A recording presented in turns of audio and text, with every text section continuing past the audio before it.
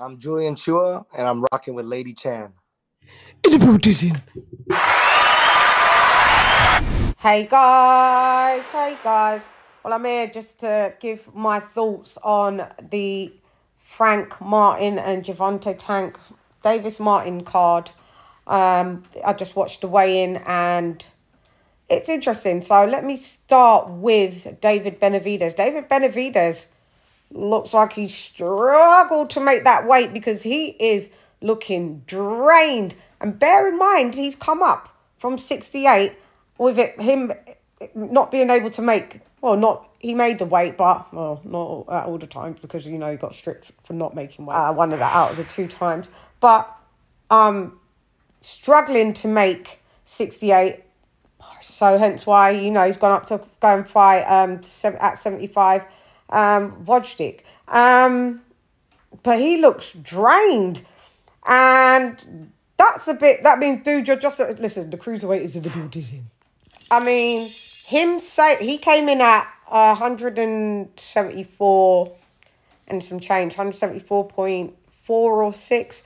And I mean, listen, they're both going to rehydrate definitely to be in heavyweight size. Maybe, I don't know what Gvozdyk actually walks around at, but he looked in good shape.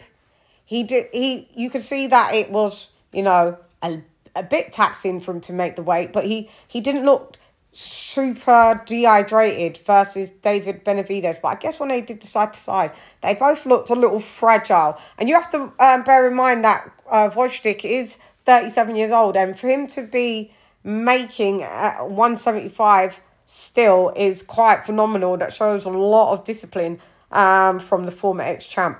David Benavidez, he'll probably rehydrate to, he definitely did a fat camp. He'll probably rehydrate to about 203, 205.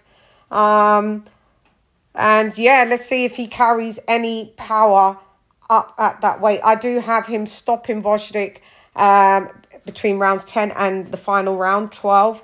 I've been looking at Gvozdyk. Yeah, and I don't think, great fighter, Benavidez.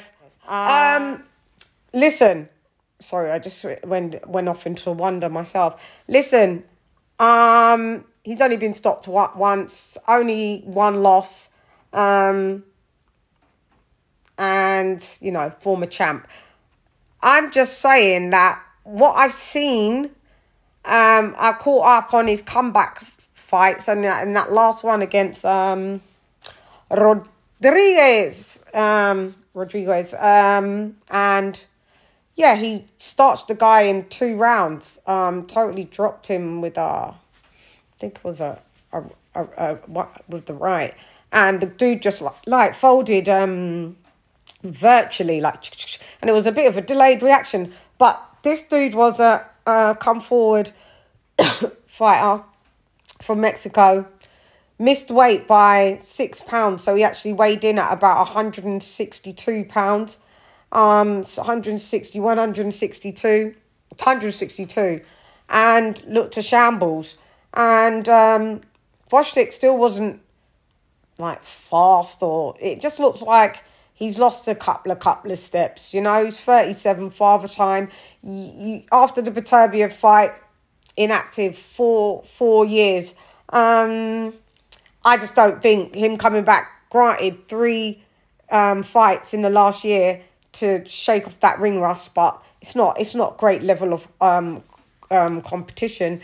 And I just don't think that he can stop David. I don't think he wins, so I just think David gets the stoppage, like I said. Could be wrong. I am sometimes. A lot of people are going with David on points. I see a lot of people also going with Gvozdyk for the upset. I'm just not one of them. After I did my due diligence, I was like, maybe I'll change my prediction, but nah, I'm sticking with David. It's just going to be the relentless pressure. Gvozdyk is obviously a far better boxer, but 37 versus someone that's 26. And just a relentless pressure fighter, strong's going to rehydrate like Gvozdyk will. But I just don't think the cumulative power is going to be able to be blocked and stopped. That's coming from the onslaught of David Benavidez. Youth, you know, is also a deciding factor as well. And David Benavidez just gets better going down the stretch. He just does. So, yeah. That's that one. Move on to Tank Davis. Okay, so he just said that. Listen, he came in at 133 and some change. To me, I'd heard rumblings that he wasn't able to make weight, and making weight was difficult for this camp. And I think in the last few days, when he realised that they had to do the, you know, the unofficial weigh-in, where we only see the one 2 days later, like this official weigh-in, you know, for the medias and fight fans to witness. I think that, you know, I did see him in sweatsuits and wearing full sweaters and tracksuits in the absolute scorching hot. So I think he absolutely probably went in a sauna, probably, yeah, did all of the sweat off that he could. And basically what's happened, he's overshot his limit, like to make the weight. Like he's tried to do so much that he's actually lost too much weight to try and accelerate the fact that he couldn't probably shake off the last, like, maybe 2 pounds or something. But other than that, yeah, he came in with his problematic self, being annoying. And then you had Frank Martin, and Tank accused Frank Martin of not being able to have made the weight. Frank Martin did look gaunt. He looked hella gaunt. And I'm picking Tank via stoppage between rounds 6 to 8.